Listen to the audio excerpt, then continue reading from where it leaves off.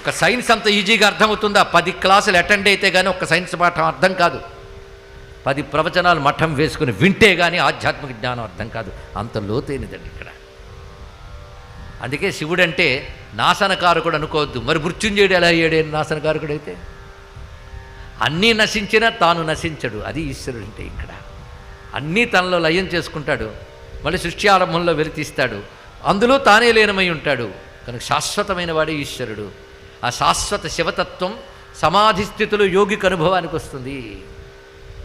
అందుకే శివుడంటే సమాధి స్థితిలో యోగికి అనుభవానికి వచ్చేటువంటి ఏ ఆనందం ఉందో అదే శివుడు. అందుకే వివేకానంద మొదలైన వారు అలాంటి శ్లోకం చదివి ఆనందించారంటే జ్ఞానులకు ఆనందం కలిగించే భావం చెప్పాడు ఇక్కడ.